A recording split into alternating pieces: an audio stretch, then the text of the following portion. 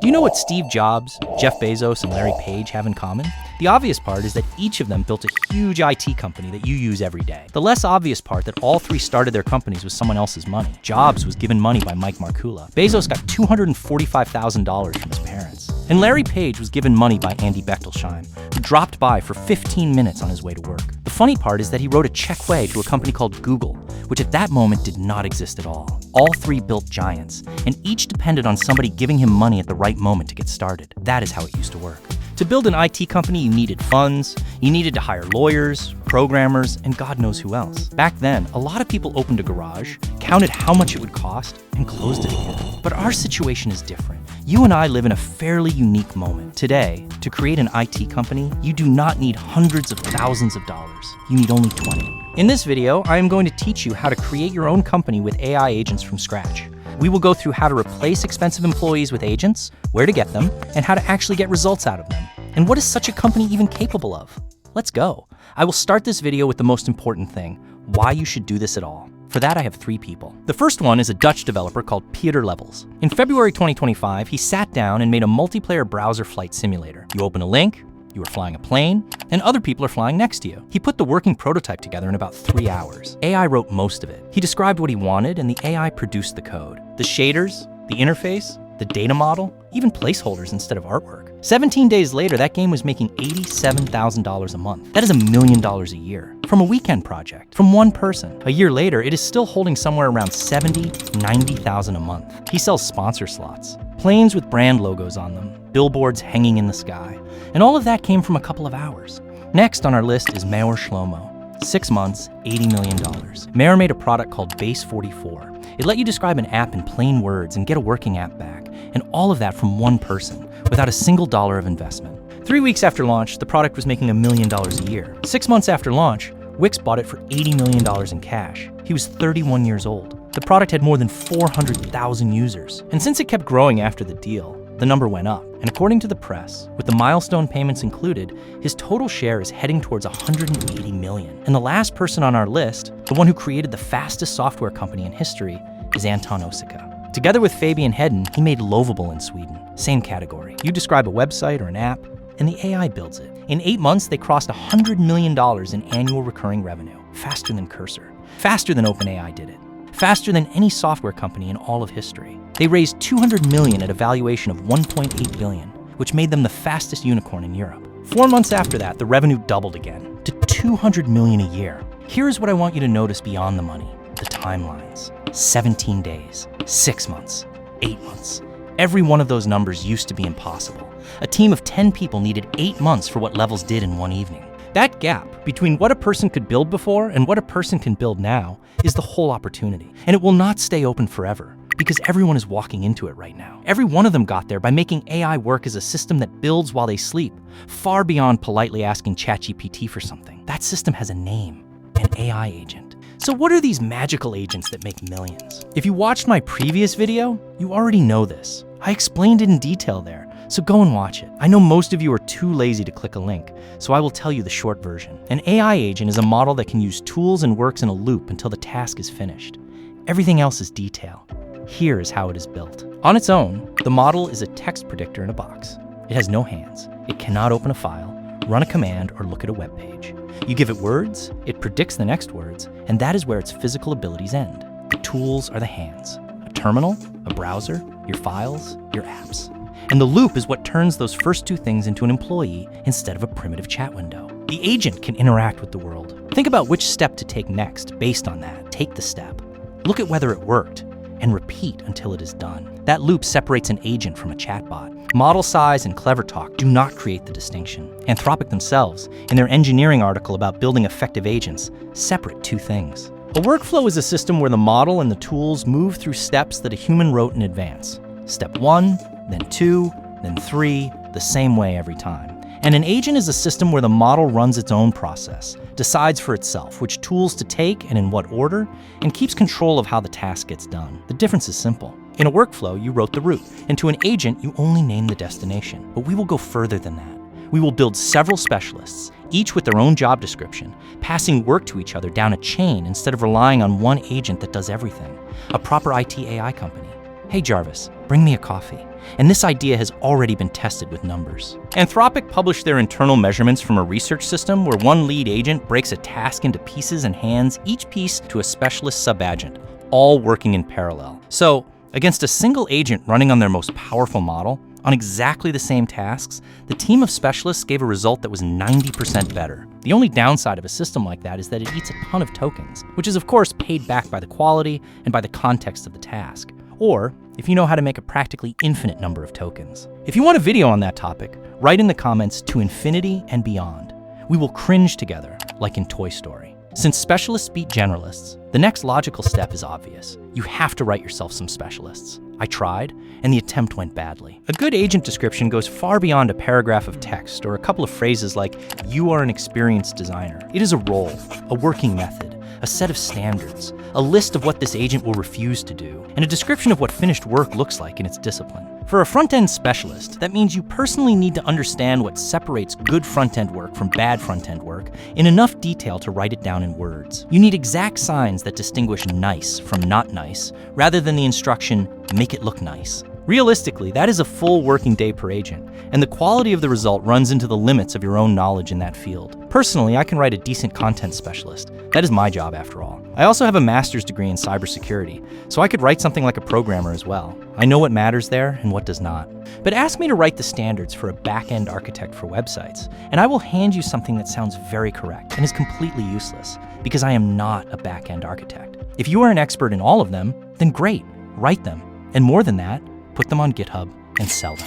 But personally, I prefer the second option. You download ready, made agents, written by people who actually do understand those fields, for free, in about a minute. We will download them from GitHub. So a couple of words for those of you who have never been there. Ignore how it looks. It is simpler than it seems. It is a public library of files. Anyone can put anything there, and most of it you can freely take for yourself. An account is unnecessary for looking or downloading. You just open the page. On any project page, there are two things that immediately tell you whether it is worth your time. The first is stars, GitHub's version of a like. If thousands of people gave it a star, that means thousands of people found it useful. And the second is the license, meaning what you are actually allowed to do with it. You want the MIT license? Free? You can use it commercially? You can change it to suit yourself. No conditions. The project we are going to use is called Agency Agents. Here come the numbers, and I want you to sit with them for a second. It was created on the 13th of October, 2025. 138,000 stars, 22,000 forks, around 95 people have contributed to it, MIT license. For context on how insane that growth is, most projects that reach 100,000 stars needed about 5 or 6 years to get there. This project did it in under a year. It was made by Michael Sitarzewski, who lives in Dallas. His profile says 30 plus years of building, startup founder, Techstars alum. 6,000 followers, 34 public repositories, and that matters more than it seems at first. This is not a student who scraped somebody else's prompts together over a weekend and dropped them in a folder. This is a person who has actually run companies and is now writing down what exactly the roles inside a company are supposed to do. Inside the repository, there is a pile of ready-made agents, sorted into categories: engineering, marketing, design, and so on. Together, they make up a fully staffed organization where there is a sales department, a testing department, and a person who knows how to write academic papers. And if you scroll through the list of names, there are things in there that I would never have thought of myself. There is an agent that handles incident response, meaning you call it when something has fallen over and you need to work out what fast. There is a specialist in interface accessibility for people with impaired vision, which is a separate profession that Western companies pay separate money for. There is a privacy engineer who looks at your product from the point of view of what data you collect and whether it is going to get you in trouble. There is a person who does nothing but optimize cloud spending. There is an agent that onboards you into an unfamiliar code base, meaning it explains somebody else's project to you. And there is a separate specialist whose job is to check whether the thing that was just handed to you actually works. Remember that last one? It is called the reality checker. And closer to the end of the video, you will understand why I regret not taking it straight away. There are two ways to install all this. The first needs no terminal at all. The project has a desktop app for Mac, Windows, and Linux. You scroll the whole roster in a window, tick the ones you want, and it puts the files into the right folders for your tool, whether that is Claude Code, Cursor, Codex, or Gemini. The second way is 2 lines in a terminal. One copies the repository, the other installs a specific division. Checking that it worked is easy. Agents are plain text files. They should be sitting in your tool's agents folder, and after a restart, the tool starts seeing them by name. And a warning right away. because almost everyone gets this wrong. Do not install all 255. The project's own documentation honestly says that some tools only register around 119 agents and silently throw away the rest. Silently, with no error. You discover who is missing only when a needed specialist fails to answer. But the technical reason is not the main one here. A roster of agents is not a collection. It is a team. And if you install medical compliance specialists, you will never open. You will simply stop remembering who you have at all. So the choice comes down to one question. What does your working week look like? Let me go through examples so it is concrete. If you make content, you need the marketing division and part of design, while engineering adds nothing to that work. If you are a freelancer who builds websites for clients, take a front-end developer, a designer, a motion specialist, and someone who checks the result. 4 of them, and close the list. If you are in sales, take sales and part of marketing. If you are a sysadmin or you work with infrastructure, you need a reliability engineer, incident response, and cloud cost optimization. The point is that every agent in your folder should match a task that actually comes up for you more often than once a month. My week looked like this. Build a product, make it look good, and make people want to buy it. So I took 4 from the full roster of 255. Here's exactly who and why. Growth Hacker for Marketing answers the question of what we are selling and in what words. Headline, subheadline, feature descriptions, pricing tiers. Without it, the product has no positioning. It just has a list of features. UI Designer from Design hands over the visual system as numbers, color codes, a type scale, spacing, the grid. It gives the builder code-ready values rather than a picture.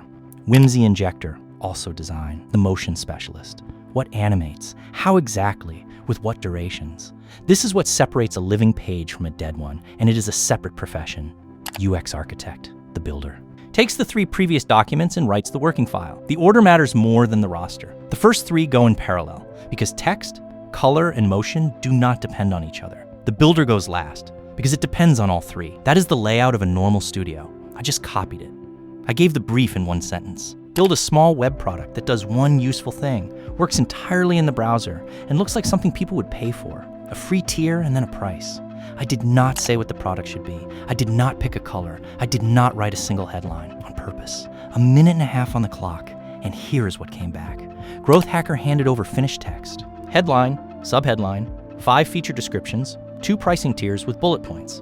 It delivered final text rather than options. UI Designer handed over a specification. 7 color codes with the role of each one, a 6-step type scale built on clamp functions, the exact CSS for film grain, and the arithmetic of its own grid. 4 columns, 3 rows, 12 cells, 5 cards taking 4 + 2, + 2, + 2, + 2. It proved the grid closed with no gaps before anyone had drawn it. Whimsy Injector handed over 8 animations as lines of code.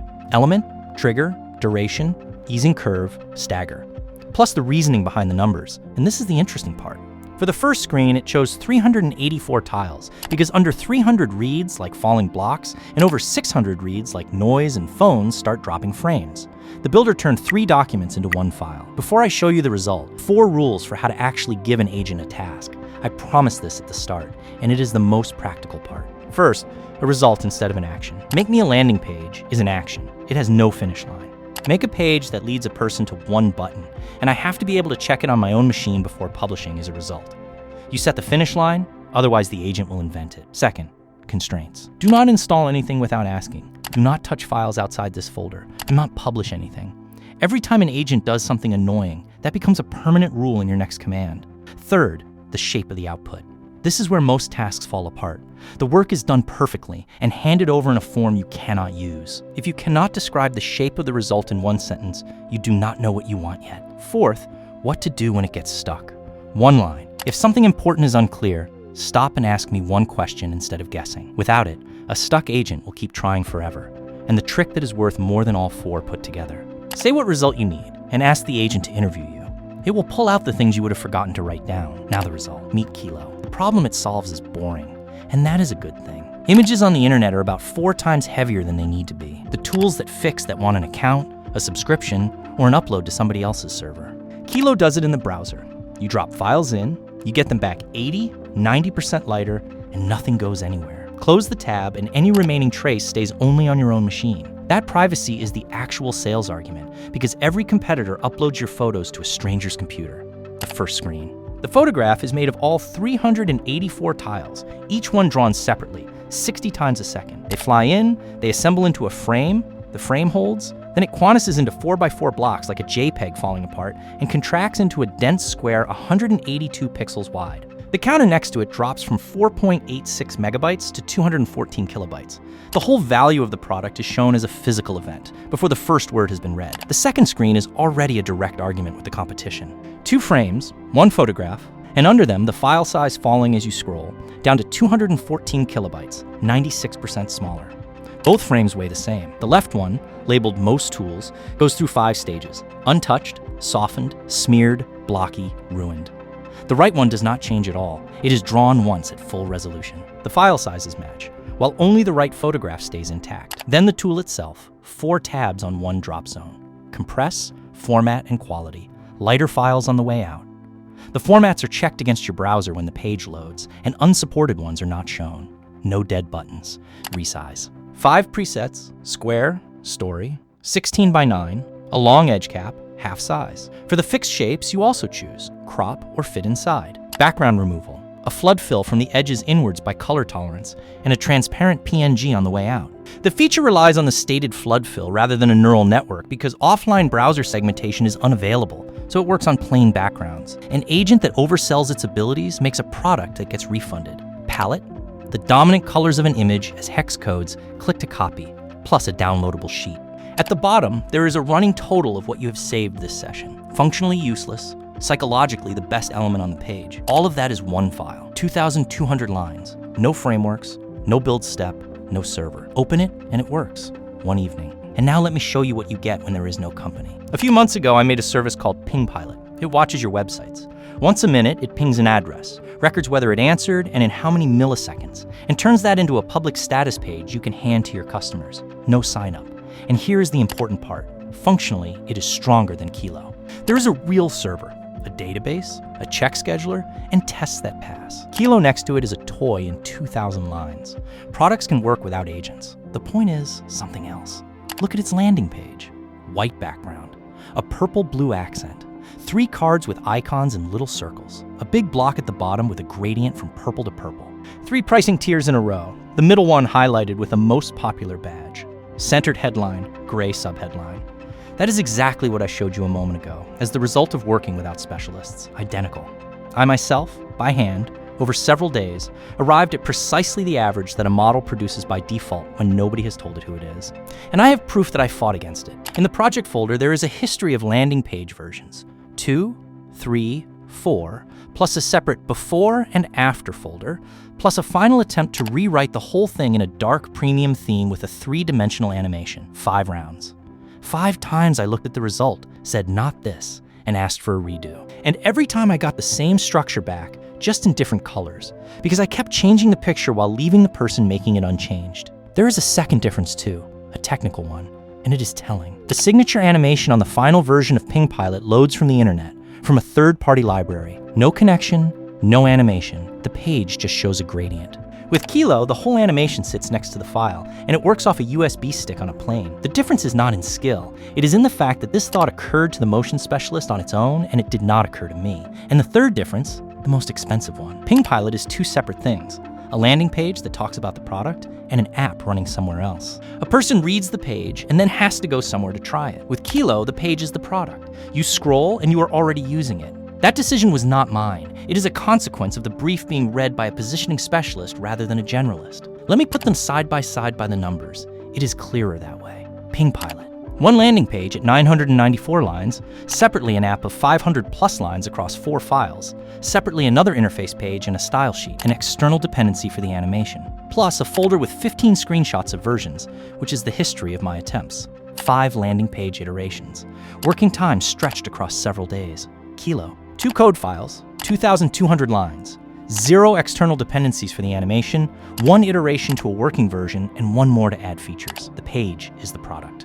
1 evening, and the most unpleasant part of that comparison for me. To give Ping Pilot any character at all, on the 5th attempt I had to rewrite the theme completely into dark and bolt on a 3-dimensional animation, which means I eventually arrived roughly where Kilo started, only after 5 laps and with a dependency on the internet thrown in.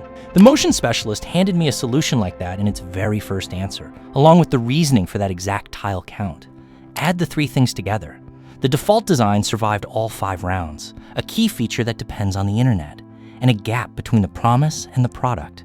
Each one of those problems lies outside the code. All three are about the fact that there was nobody in the room whose job that is. That is the difference between I asked an AI and I have a company running. The first one works, but it comes out average, and you do not notice because you have nothing to compare it to. If I boil the whole experience down to what I would keep in mind building a company like this again, it comes to 5 things. First, 4 agents is the right number. 10 would be worse. Every extra specialist is one more opinion in the room and one more handover where context gets lost. Start with the smallest team that covers the real roles and expand only when it becomes obvious who is missing. Second, parallel where you can, sequential where you must. Text, color, and motion do not depend on each other, so mine ran at the same time and took 1.5 minutes instead of 5. Getting that order right is the work that people call managing agents. Third, give the builder its own past mistakes. On the second pass, I attached the 2 traps it had fallen into the first time, written out as simple rules. It did not repeat either one. Agents do not learn between sessions unless you carry the lessons over for them by hand. Fourth, the most important one, never take I checked it on trust. Every time an agent told me it had tested something in a browser, I opened the browser myself, and 4 times out of 4, there was something it had missed. It is not lying. It sincerely believes it checked. Its checking and your checking are just different things. And here I come back to the agent I asked you to remember. The reality checker sits in the testing division, and its only job is to take somebody else's result and work out whether it works or only looks like it works. I did not install it, because 4 employees felt like enough. 4 bugs later, I think it should be the 5th employee on any team like this, and it should sit after the builder as a separate step, so that it looks with fresh eyes and has no stake in the work turning out well. 5th, vague briefs are fine, but only for the strategy layer. My brief was 1 sentence, and the positioning that came back was better than what I would have written myself. But once the work reached the builder, vagueness started costing money. Loose at the top, precise at the bottom. And since I promised to answer what a company like this is capable of, let's be honest about the ceiling. 1 evening and 4 agents give you a working product with 1 clear function. Not a prototype you have to rewrite, but a thing you can hand to a person. That is the level at which people sell small tools for years and live off it. And now it is reachable in an evening. After that, it becomes a question of roster. I had 4 because the task was small. If I were building something with a database, accounts, and payments, I would add a back-end architect, a payments engineer, and that same reality checker. A different timeline, but it is made out of the same files. There are just more of them. A company like this executes brilliantly, but you remain responsible for the strategic decisions, what to build, who to sell it to, and whether the task was the right one. Point it at a useless idea, and you will get a very well-made useless thing, and quickly. So the formulation I ended up with is simple. People for decisions, agents for execution. And while that holds, your value is not in what you can do, it is in what you can choose to do. Before you go off and do this, a bit of sobriety. This year's surveys put company adoption of AI agents at around 79%, as if everyone is already there. But when you ask how many actually have agents running in production rather than being tested on a knee, the number collapses to somewhere between 11 and 50%, depending on who is counting. And Gartner expects more than 40% of agent projects to be shut down entirely by 2027. That is exactly why you should learn this. Most people are failing, and the reasons are exactly the ones I showed you.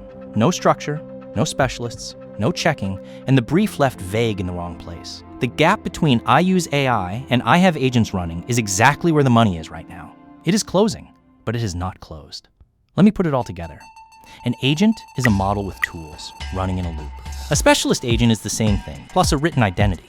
Who it is, how it works, what it will refuse to ship. A company of agents is several specialists with a deliberate order of handovers between them. Writing them yourself is unnecessary. All 255 are sitting in a public repository under an MIT license, and you can take the 4 you need in a minute. Do not take all of them. Ask yourself what your week looks like. Give the strategy layer freedom and the build layer precision. And check everything, because agents will always tell you that it works, and when it does not work, they will not tell you. What came out the other end is a real product. It solves a real problem. It runs on any machine with a browser, it never touches a server, and it has a sensible price. It was built by 4 text files in 1 evening by a person who did not write a single line of code in it, $20. Exactly what I promised at the start. But there is a problem, and everyone watching this will run into it the moment they build something. I have a product, and nobody knows it exists. 0 visitors, 0 customers. $19 times 0 is 0. A product nobody has heard of is a hobby with extra steps, and almost everyone who built something with AI quietly stops there. So in the next video, I am building a second company. Same repository, a different division. 36 marketing specialists are sitting in that folder waiting. A growth strategist, content creators, platform specialists, TikTok, Instagram, Twitter, Reddit, LinkedIn, an SEO specialist, an email strategist, a PR manager, a whole agency that costs nothing. I am going to point that entire department at this exact product and find out whether a team of AI agents can actually sell something. Not write a content plan, not produce a nice presentation, but genuinely put the product in front of live people and move the number off 0. If you want to see whether that works, and I honestly do not know yet myself, which is the only reason it is worth filming, subscribe, because that is the next one. And write in the comments what you would build with a company of 4 employees that costs nothing. I read every comment, and the best video ideas I have had this year came from exactly there. Almost everyone uses AI today, and almost nobody runs agents. Go and be the difference.